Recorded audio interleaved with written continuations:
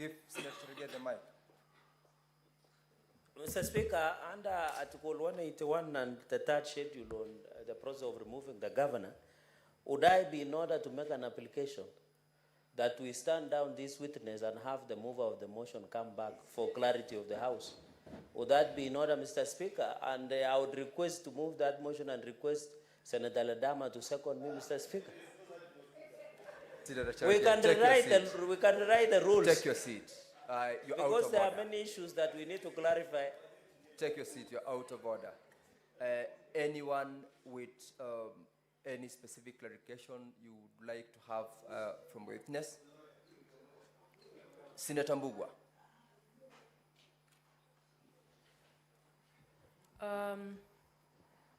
Thank you, Mr. Speaker. Now, Senator Muma, I have given the opportunity to Senator Mbugua. I will give it to you after you.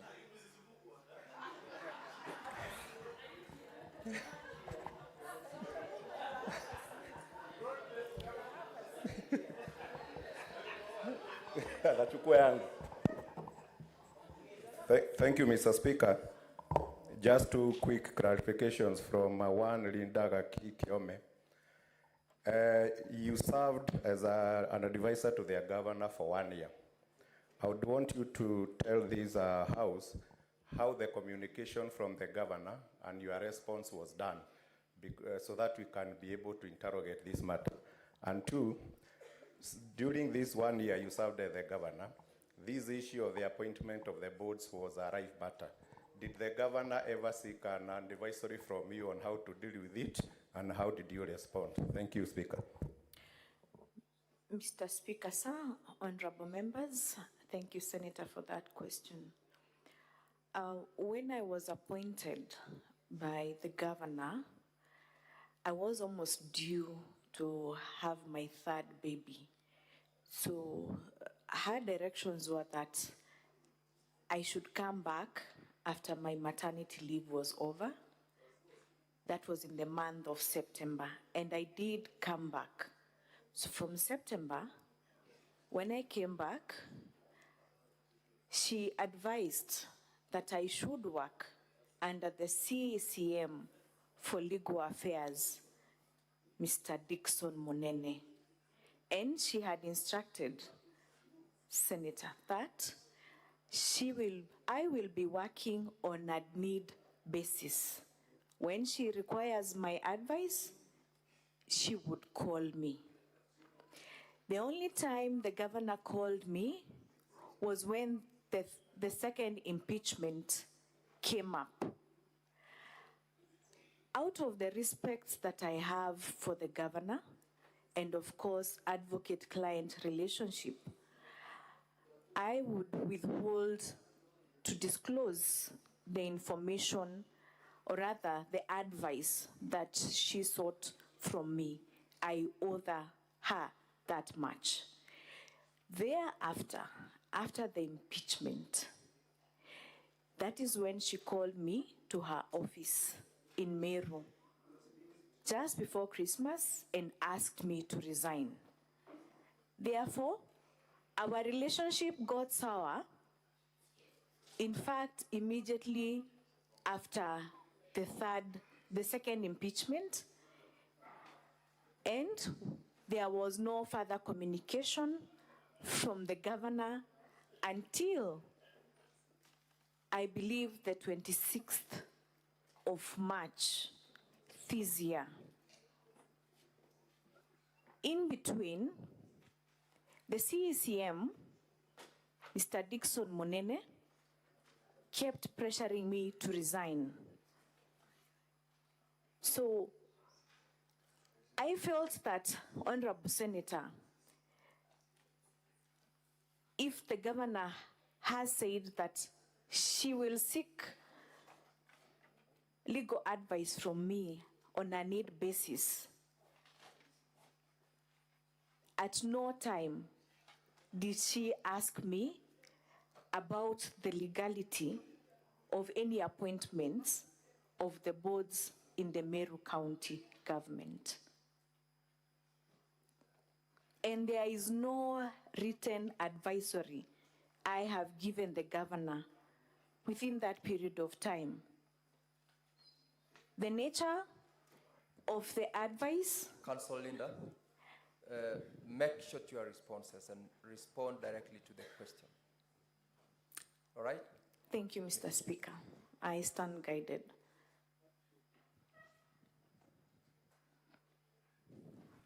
Did I cut you short or you were done? I was on the last issue where I was saying that the nature of the legal advice that she had sought was verbal, and she had asked me to go to her home to give her the legal advice. Thereafter, any other advice I was giving was through the CECM, Mr. Dixon Monene. Thank you. Senator Muma.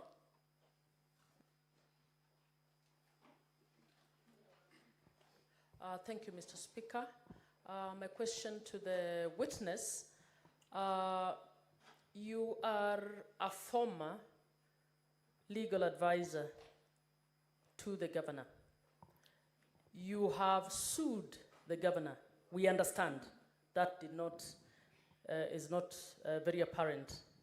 Now, did you see the need to declare conflict of interest in coming to give evidence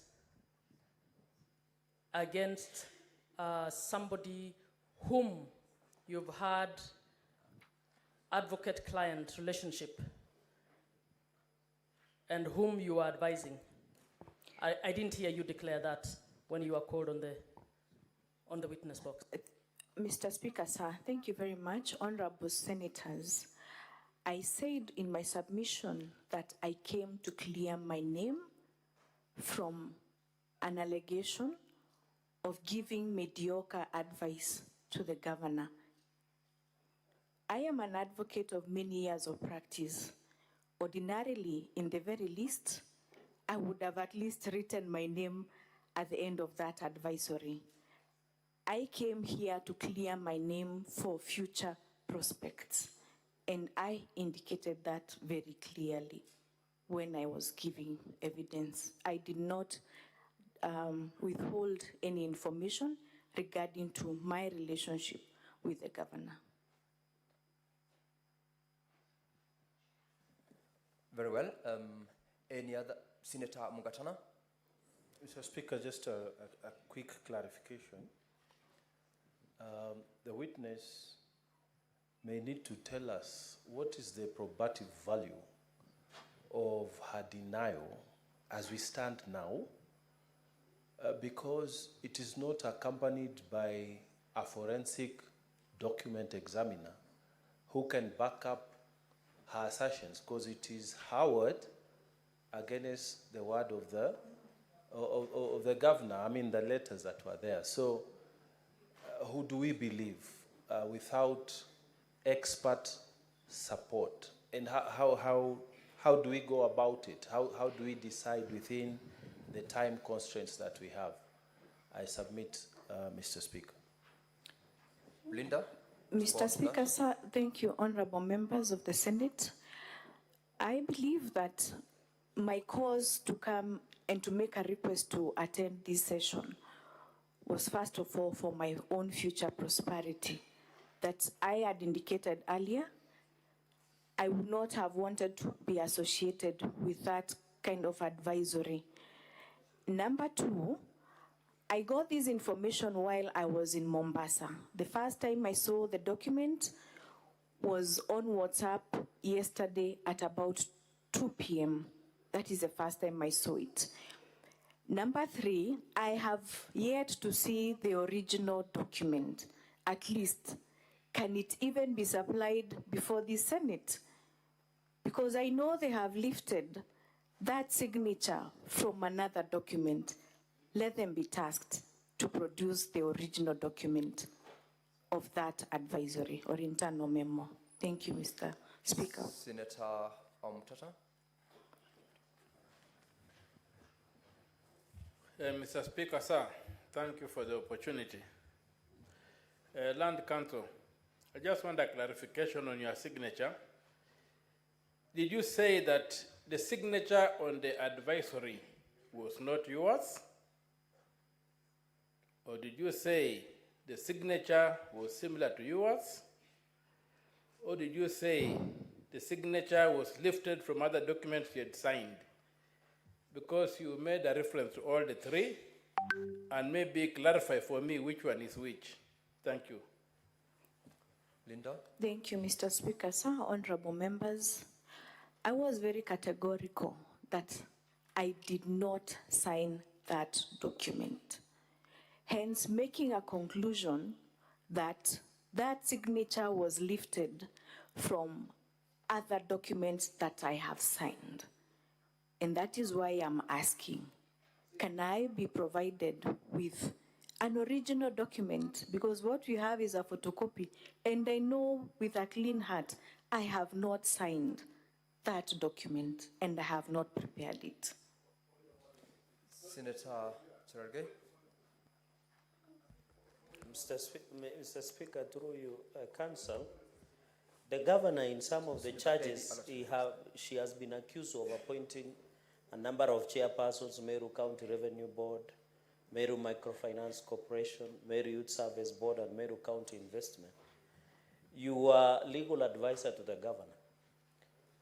In your opinion, or did you at any point give advice to governor to comply with both county legislation and national legislation on the importance of appointing the chairpersons of these corporations? And finally, having been a running mate of the governor's opponent, I heard you saying you enjoy cordial relationship. Is that still the case? Do you say you hold the governor in high regard? Absolutely. And did you seek, in conclusion, Chair, before the governor appointed you to that position, did you seek the blessings of your former gubernatorial candidate, Senator Mitika Linturi? I thank you, Chair. Before you answer that, Linda, Senator Veronica, so that you answer both questions. Could the witness clarify how many legal advisory opinions she proffered to the governor during her short stint, and whether when she discovered, according to her, that her signature had been used without her consent, whether she took any action to forestall a criminal activity of forgery or using her signature without consent? How many opinions did you proffer which were official? What's your point of order, Senator Eddy? Mr. Speaker, I rise under 8, point of order 8, and Mr. Speaker, and the rules that are related to this, Mr. Speaker. Where we have got any evidence where we cannot be able to interpret that evidence, our rules require that we must get an interpreter. On this issue of signature, you've seen it bouncing from one senator to another, and it's not clear. Mr. Speaker, don't you think, through your honor, Mr. Speaker, that there is need to examine or get an examiner for the signature, or there's need to examine the lifting as the evidence is being given by the witness? Because otherwise, then we cannot be able to pronounce ourselves on the broader allegation of that particular fraud. Senator Eddy, if you followed the sequence of the evidence the witness gave and the questions which have gone through from cross-examination to now, it's a matter of her objecting to the document having been signed by her, and that is what the honorable members are seeking clarifications on. Your concern is as good as the concerns that the rest of the members have raised. And I do not think in these circumstances we need any expert examination of what she, as a witness, is saying, I did not sign. Nonetheless, let's allow her to respond to the questions by Honorable Cherargei and Senator Veronica. Thank you very much, Mr. Speaker, sir, and honorable members. As I said, the governor advised that I could only give any legal advice on a need basis. As an advocate, you cannot solicit to give advice. You can only wait to be requested for the advice. When the second impeachment came in about November of 2023, the governor called me in her residence. And before that, I was in Kakamega, and she called me through the telephone, and she asked for certain legal advice, which, as I said before, I am restricted through advocate-client relationship, and out of the respect that I have for the governor, not to disclose the information, or rather the advice that she required. Soon thereafter the impeachment, that is when she called me and asked me to resign. So which means our relationship did not last long. And I was shocked yesterday while in Mombasa, in Ukunda, Diani, where we were attending an annual conference for LSK. I was sent for a copy of that document. It was the first time that I saw that document. I had to travel with a small baby at night so that I could come and see whether I would be allowed to clear my name out of that document. When I came, I submitted before that I went to the Parliament police station, and the OCS informed me, in fact, he called the DCI and they said, I can only make a report in Meru where the issue had arose. And I said earlier that I am going to pursue because I believe that the truth shall set me free. Even if a document examiner was to come here, for sure, he will exonerate me. And I am speaking the truth and only fearing God only. Thank you. Thank you, Linda. Any other person? We are actually out of the 15 minutes time we had granted to this clarification, and I do not seem to Senator Beatrice.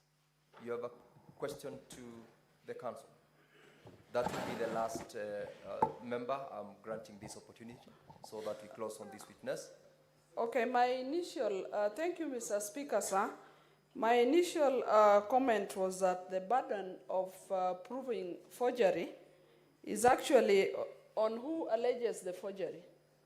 So Linda needed to have submitted evidence of that it is not her signature.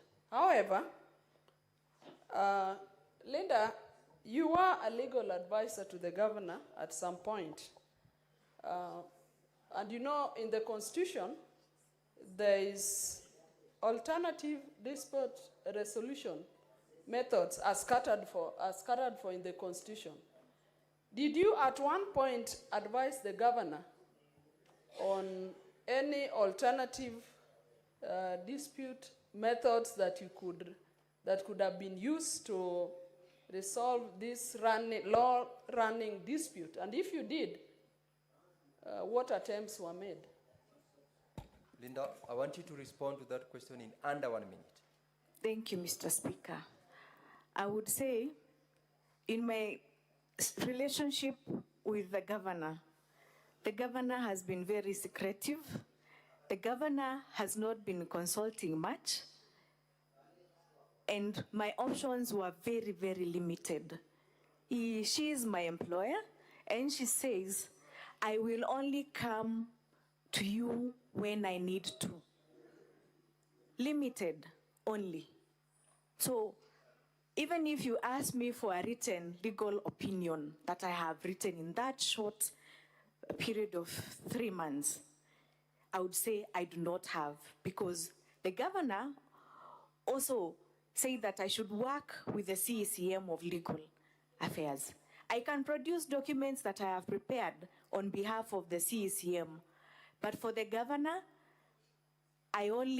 she only allowed me to advise her during the second impeachment, and I can confirm I even attended the High Court at Meru before the Court of Appeal judges that were hearing her matter in the Meru High Court. That is sufficient. Honorable members, that brings us to the end of the clarification session that we had with the witnesses. And Linda, you can take your leave. You are released. And we have the last witness, Mr. Jacob Kirari. And honorable members, I believe you have been served with a copy of a section of the register, I believe, which was shared. And so we would like to have the witness brought into the stand. We will do this